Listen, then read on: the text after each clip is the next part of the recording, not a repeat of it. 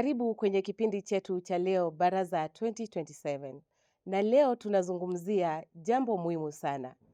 Kenya yetu kesho, uchaguzi wa 2027 na jinsi tunavyoweza kuvuka kipindi hicho kwa amani na usalama. Tumeona yaliyotokea wakati na baada ya chaguzi katika nchi jirani kama vile Tanzania na Uganda. Swali ni kitu kipi Kenya tunaweza kujifunza? Mimi ni Lucy Kanini na leo niko na Yakub ambaye amekuwa akihamasisha amani kwa muda mrefu. Karibu sana. Nashukuru sana. Mhm. Moja kwa moja kwenye swali la kwanza. Unaionaje hali ya kisiasa ya Kenya kwa sasa ukilinganisha na Tanzania na Uganda wakati wa chaguzi zao?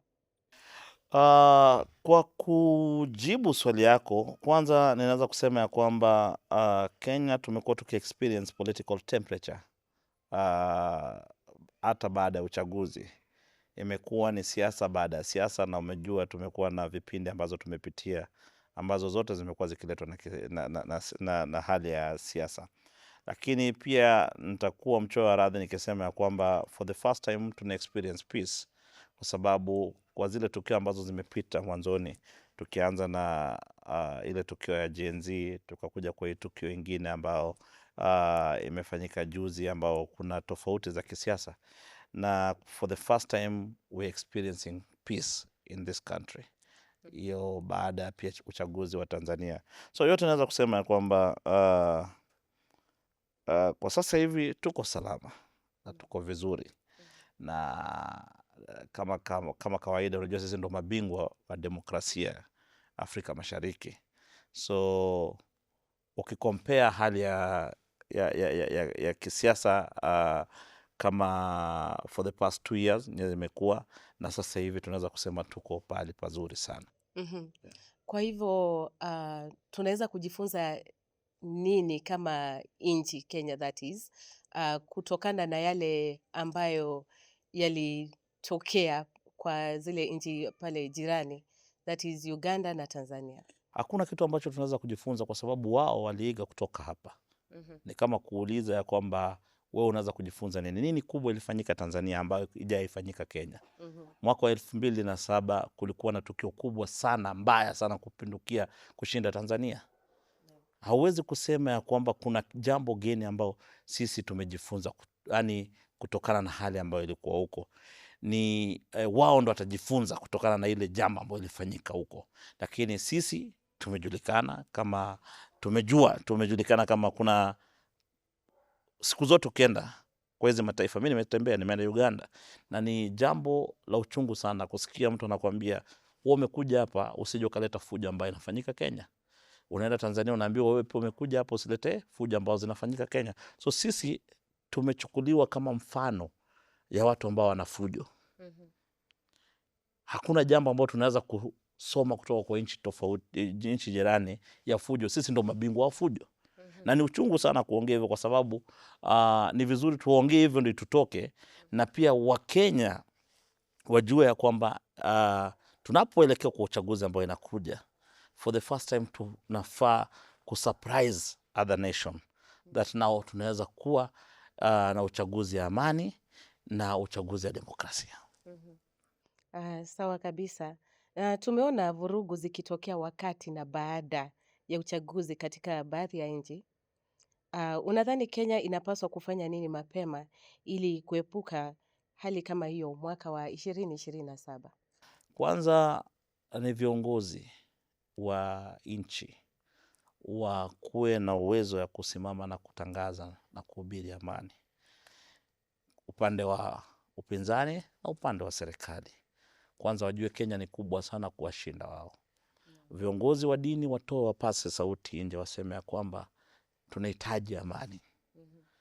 Wale ambao ni wana mitandao wajue ya kwamba wahubiri amani, kwa sababu bila kuhubiri amani na vile wanahubiri mambo ambayo haifai, pia itatukosti sisi kama nchi. Na pia juzi nilikuwa eneo la Mumias, nikapendekeza kukuwe na baraza la wazee ambao wamechaguliwa kutoka kila kona ya nchi, rais kwa mapenzi yake ama mapenzi yani, kwa siwezi kusema sijui kwa Kiswahili ina nini, but ikimpendeza akuwe na baraza la wazee ambao amewachagua kutoka kila sehemu tofauti ya nchi, ambao pia wamechaguliwa na mabaraza la wazee ambao wanatoka kwenye hizo vikao ambazo zile maeneo ambazo tofauti tofauti kwenye nchi, ili wakuwe na uwezo ya kuelekeza vijana wetu kwa kuwaambia na kuwahubiria kuhusu maadili na kuwahubiria kuhusu amani. Yeah. Asante. Serikali inapaswa kuanza kufanya nini sasa ili kuhakikisha uchaguzi wa 2027 unakuwa wa amani? Najua ni jambo ambalo hapo in the previous question ambayo umeangazia kidogo, lakini unaweza kufafanua zaidi na kutupa mifano. Unajua, labda nitaijibu kiufupi ni ya kwamba panapokuwa na amani ama panapotakana amani inahusisha vitu mingi sana, lakini sana sana haswa ni vyombo vya dola ndo zinachukua jukumu ya kuimarisha amani. So kama serikali ndio inaongoza vyombo vya dola, inatakana iimarishe vyombo vya dola, wasichukulie kwa mzaha ama wasichukulie tukio yoyote ama mtu yoyote ambaye anahatarisha mali na maisha ya Wakenya. Inatakana wachukua hatua ambao ni hatua kubwa sana, na hatua ambao itawakosti ama itawagharimu kuhakikisha kwamba mtu mmoja asihatarishe ama watu wawili ama kikundi ya watu wachache wasihatarishe maisha pamoja na mali ya wananchi wa Kenya. Tume ya uchaguzi IEBC, unaona wanafaa wachukue mikakati gani ili Wakenya au wananchi wawe na imani na waridhike na matokeo ya kisiasa ya uchaguzi? Kwanza ningependa kusema ya kwamba tume ya uchaguzi ni tume ambayo ni huru, ambayo haina mkono yoyote na wanasiasa pamoja na serikali, na ndo maana ikaitwa tume huru ya uchaguzi, yaani kwa lugha ya Kiingereza inaitwa independent body, ambao inasimamiwa na makomishna wake. Kwanza ningependa kuomba tume ya uchaguzi kuhakikisha kwamba hakikisha vijana wamechukua kura. Na watafanyaje? Kupitia sauti ambao inafaa, ambao ina relate na vijana, kupitia uhamasishaji ya kuchukua kura. Kwanza warejista kura, alafu ya pili ni kuhakikisha ya kwamba hawajajihusisha kwa vyovyote vile na wanasiasa ama hawajajihusisha kwa vyovyote vile kwa kuonekana wanaegemea upande moja, either ya upinzani ama ya serikali.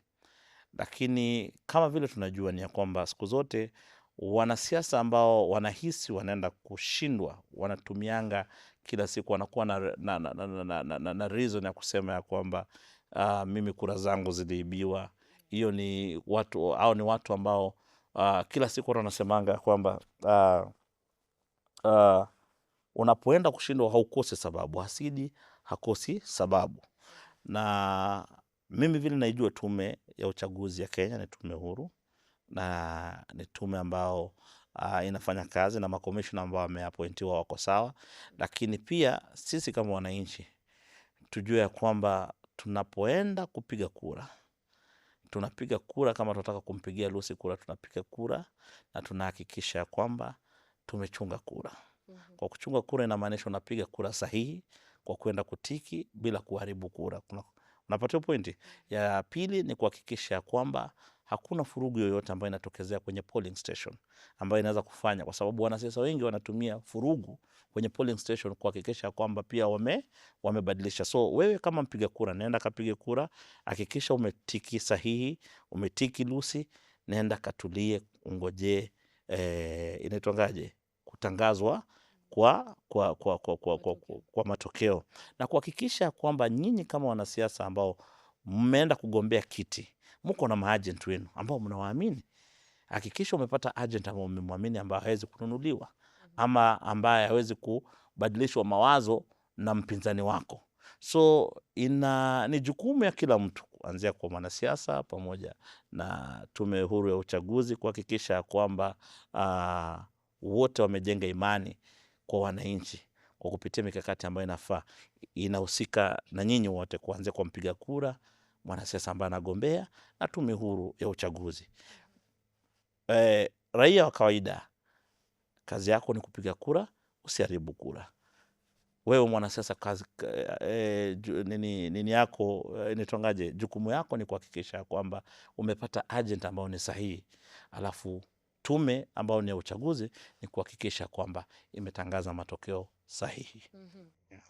Umezungumza ukasema wanasiasa wengine wakati wanaposhindwa hawakosi sababu. Yes. Je, unaona kuna haja ya wale wanasiasa kuketi na kuzungumza kabla ya uchaguzi ili kupunguza yale mavutano? Hawezi kuketi unajua kila siku mtu yote ambaye ameshindwa inamuuma, kwa vile siku zote umetumia hela yako, umetumia nguvu, umetumia nafasi yako. Hauwezi, inaitwanga denial. Leo hii jambo ikikupiga Lucy, ama upatikane leo umepimwa, umepatikana uko na ugonjwa ambao inahatarisha maisha yako, kwanza uta live in denial. Kwanza utakubali ya kwamba sio mimi ndio niko nayo. Ya pili utakubali. Ya tatu nao lazima ujue vile ishi na hiyo maradhi, na ni kawaida ya binadamu yoyote. Lazima kukuwe na self denial kwanza, sio mimi imenifanyikia. Alafu ya pili utakuja kupata hiyo kauli iko sawa, na hivyo hivyo na kuendelea. So ninaweza kusema kwamba losers ama watu ambao wamepoteza uchaguzi inakuanga ni uchungu sana, na lazima kuwe na jambo ambao kwa roho yake inamfariji kama mtu ambaye amepoteza, ya kwamba kama sio tume huru ya uchaguzi singepoteza kura, waliniibia kura. Na ni jambo ambao umejua imeanza enzi ya mababu zetu. So ninaweza kusema ya kwamba ni wewe kama mwanasiasa ambao unajitoza kwenye ulingo wa kisiasa, ujue kuna kushinda na kupoteza. Prepare your psychology, na pia prepare watu ambao wanakupigia kura ya kwamba tukishinda inshallah tunasema alhamdulillah, tukipoteza pia tunashukuru Mwenyezi Mungu, kwa vile kila jambo inafanyika na mipango ya Mwenyezi Mungu. So labda saa nyingine kwa kushinda, kwa kutokushinda kura imekusaidia pale, labda ungekufa, labda ungeumia, labda ikuanga imekupangia riziki yako kwa umepangiwa kukupata. So pia mwenye umeshinda pia kama mtu yote mwenye ameshinda lazima ata celebrate, kwa sababu hiyo ni ushindi. Lakini losers lazima mjiprepare kisaikolojia ya kwamba kuna kupoteza na kuna kupata, na maisha lazima isonge mbele. Naam kabisa. Ulizungumzia vyombo vya usalama. Na niko na swali. Vyombo vya usalama vinaweza kufanya kazi yao bila kuonekana ni kama vinaegemea upande wowote? Wajibu wa vyombo vya dola ni imehakikisha kwamba usalama inapatikana kwa maisha na mali ya watu. Hakuna siku yote ambao vyombo vya dola vitaegemea upande ingine, kwa sababu kuna vile inahisi ya kwamba hiyo upande ingine wataona wako bias. Wakati mali ya wenyewe inaharibika, ni jukumu ya vyombo vya dola kuhakikisha kwamba wameprotect hiyo mali. Wakati maisha inapotea, ni jukumu ya vyombo vya dola kuhakikisha kwamba maisha imeprotektiwa na furugu haiko. Sasa siku zote vyombo vya dola haiegemei pale popote, inafanya kazi yake kuhakikisha usalama iko kabisa. Lakini siku zote ukiwauliza wale ambao ni wapinzani ama wale ambao wanahisi vyombo vya dola haviko upande yao, watasema ya kwamba vinatumika na serikali. Lakini pia wale wao wenye wanasema inatumika na serikali, wakipata nafasi ya kukua kwenye hiyo serikali watasema iko sawa, kwa sababu vyombo vya dola haviwaumizi. Hakuna siku utakaa chini na mhalifu akwambia askari yako sawa. Kazi ya mhalifu ni kujificha askari, na kazi ya askari ni kutafuta mhalifu. Hiyo ndio kawaida. So siku zote mhalifu atasema kwamba askari yote hayuko sawa, amemuonea. Lakini unapofanya uhalifu na vile pia kwenye vitabu vya dini vinasema kwamba malipo ya dhambi ni mauti. Ukiiba jua utashikwa, ukiharibu mali ya watu jua utashikwa, ukipoteza maisha ya binadamu jua utaenda jela. Ya hayo yote inabaki kuwa ya kwamba vyombo vya dola inafanya kazi yake kulingana na wajibu na sheria ambao wamepewa. Tukitaka kuangazia wajibu wa wanasiasa wakati wanapofanya kampeni, wana jukumu gani kuhakikisha lugha ambayo wanatumia haizui au haichochei chuki na vurugu? Unajua, mwanasiasa yoyote ni opportunist. Siku zote hata ukienda uangalie vizuri sana, siku moja kama utaweza kupata kwenda mbinguni, ukitafuta wanasiasa utawakosa, kwa sababu wanasiasa ni watu ambao nadhania wametoa nafsi yao na wameuza nafsi yao. Mwanasiasa atafanya chochote ili apate kupata uongozi, na atatumia lugha yoyote ili apate kupata uongozi. Na ndo maana siku zote ninakwambia Lucy, capital ya mwanasiasa ni watu, ni wewe raia wa kawaida au raia wa kupiga kura wa kawaida. Na ndo maana siku zote wakati siasa inakuja, utaona wamenunua maleso, wamenunua t-shirts, wanatembea kwa vijiji, wanagonga milango, wanaomba, wanaingia makanisani, wanaingia misikitini, wanazunguka kila kona kuhakikisha ya kwamba wamepata chenye wanataka. Na wakishamaliza utawaona kwenye hizo eneo ambao wamekuwa wakitembea. Inamaanisha kazi ya wanasiasa ni kutongoza kura. Kwa kutongoza kura atatumia lugha yote ya kufurahisha wewe. Kama itabidi atusi mtu ndo akufurahisha, atatumia hiyo lugha. Kama itabidi kudanganyia mtu, atatumia hiyo lugha. Ni kawaida ya wanasiasa, na ndo maana wewe kama raia wa kawaida una mchango kubwa sana kwenye siasa na uongozi.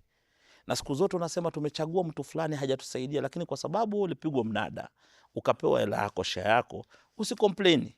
Sisi tumezoesha wanasiasa wakikuja wanatupa hela. Sisi tumezoesha wanasiasa wakikuja wanatupa t-shirt. Tumezoesha wanasiasa wakikuja wanatupa nguo. Lakini yote 5-9 ni ya kwamba mwanasiasa anapofanya jambo kama hiyo anajua ameshamaliza shughuli na wewe. Yeye pia ni wakati wake wa kula na kijiko mpaka siku ya uchaguzi itafika. So siwezi kusema ya kwamba sisi tunafaa kuongea na wanasiasa wajue lugha kutumia kwenye kampeni, ila wewe kama mpiga kura, kama raia, ni wajibu wako kujua ya kwamba hii nimedanganywa, hii wametumia lugha mbaya, na ni wajibu yangu mimi kuhakikisha kwamba nimepiga mwanasiasa kichungi vizuri, kumjua ya kwamba kama anaweza tusi mtu kwenye kampeni zake, mimi kama raia wa kawaida atanifanyaje akikuwa kwenye ofisi. So ni wewe kama raia wa kawaida, mpiga kura wa kawaida, kuhakikisha kwamba umemtupa kwenye ratili, umempiga msasa, alafu ukaenda ukapiga kura yako. Naam kabisa. Kwa hivyo naelewa ni jukumu letu sisi wote. Yes. Na ningependa tumeona sana vijana wametumika vibaya sana wakati wa siasa. Uko na ujumbe gani kwao vijana wasitumike vibaya, ili wasitumike vibaya wakati wa siasa? Kwanza ningependa kuambia vijana ni ya kwamba wakati na msimu wa siasa, kijana ama vijana ndio wanatumika sana vibaya. Juzi umeona jambo ambalo limefanyika pale Kakamega. Unapata kijana mmoja alipigwa kiasi kwamba mwanasiasa anasema kwamba msimuue, mpelekeni hospitali. Na mwanasiasa amesimama kwenye jukwaa, anaona kijana anapigwa pale chini, anasema msimuue, mpelekeni hospitali. Wewe jiulize maswali, na uhakikisha umejiuliza maswali kama kijana. Ujiulize, mimi niko na watoto, niko na mke, niko na mama yangu mzazi, niko na familia, niko na mandugu na majamaa ambao wananitegemea. Hii muda chache ambao ninaenda kusimama kwa siasa ama naenda kusupport mwanasiasa, is it worth mimi kupigwa, kutobolewa macho kwa sababu ya mwanasiasa? Is it worth mimi kupoteza mikono ambazo natafutia na jamii yangu kwa muda mchache kwa sababu na support mwanasiasa? Is it me worth kuenda kuua jirani yangu ama kumdunga kisu kwa sababu na msapoti? Vijana wanafaa wajiulize hii swali.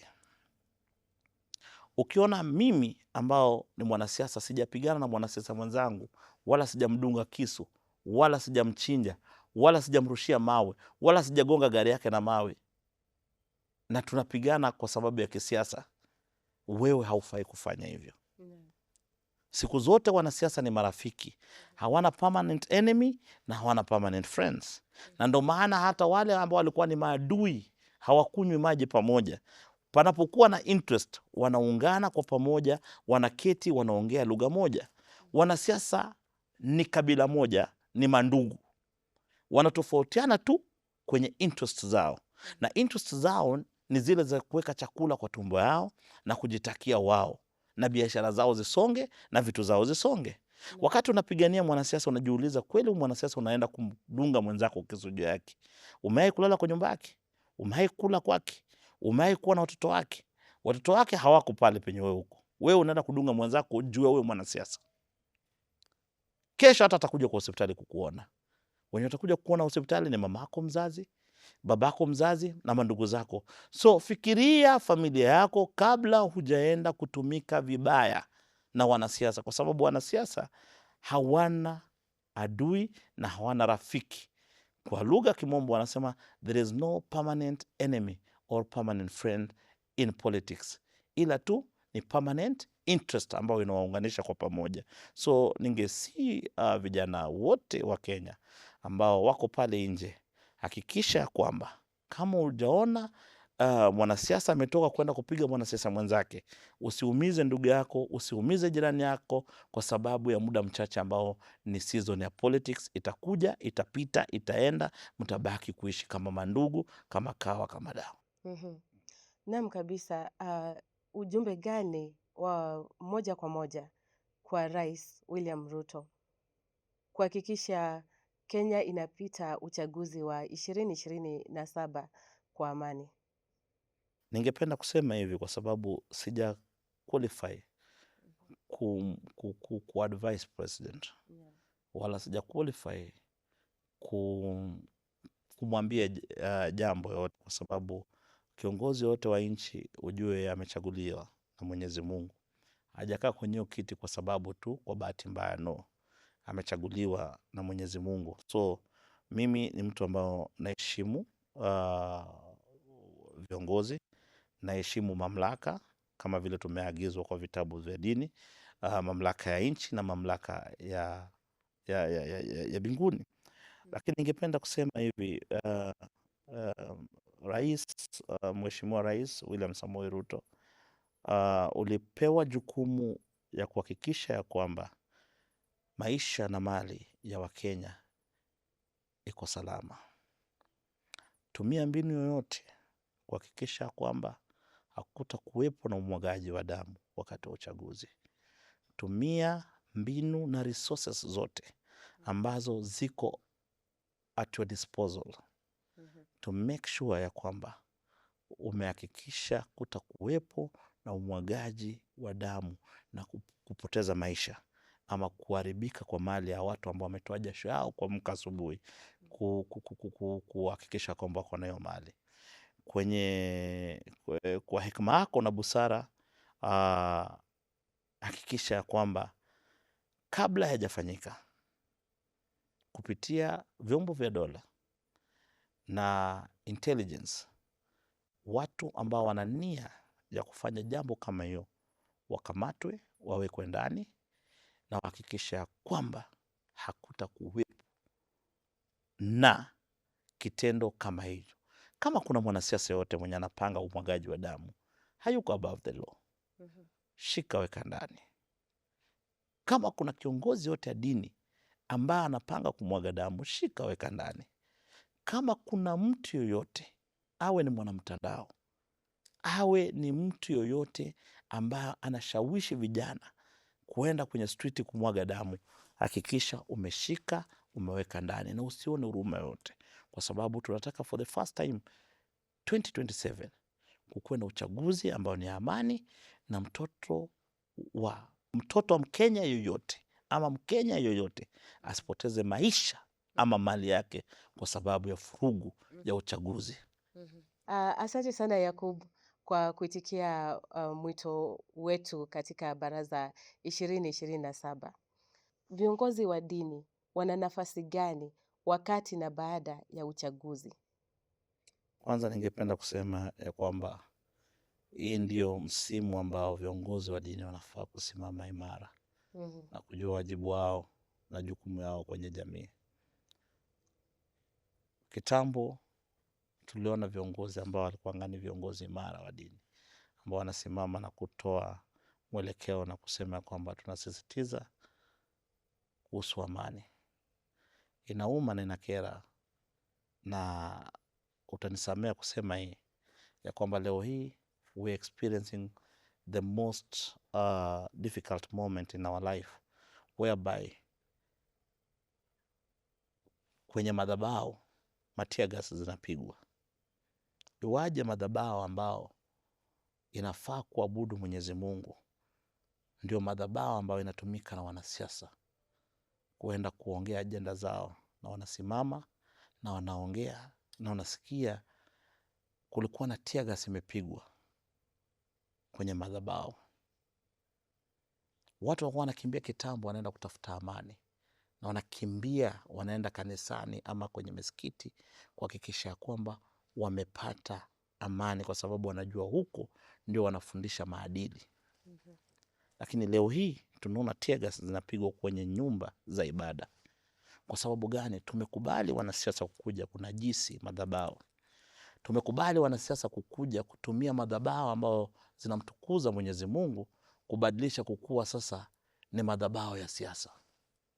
Ningependa kuomba na kusii viongozi wa dini waamuke, wafanye kazi ya Mwenyezi Mungu.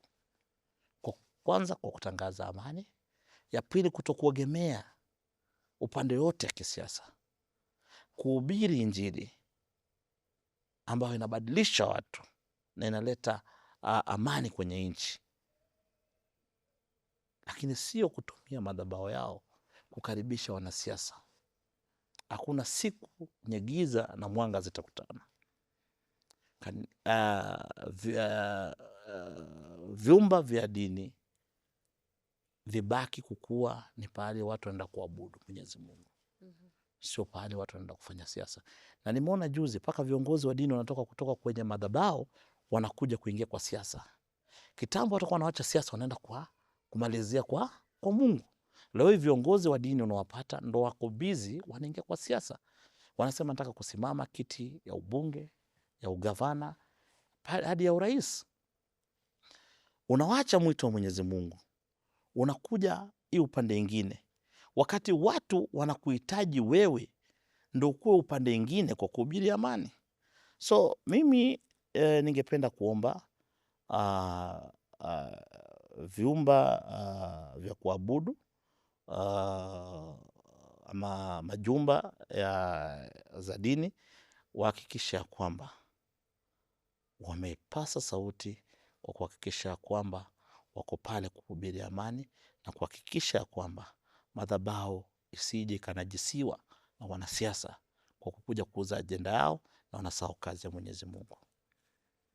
Asante sana kwa wakati wako Yakub. Nashukuru. Uchaguzi hupita, Kenya hubaki. Amani ni jukumu letu sisi wote. Swali ni, je, tuko tayari kulinda nchi yetu? Hii ni sauti ya uwajibikaji katika uongozi wa Kenya. Hadi wakati mwingine. Ewe Kenya baba yangu, ewe Kenya mama yangu, ewe Kenya nchi yangu, sitokuacha.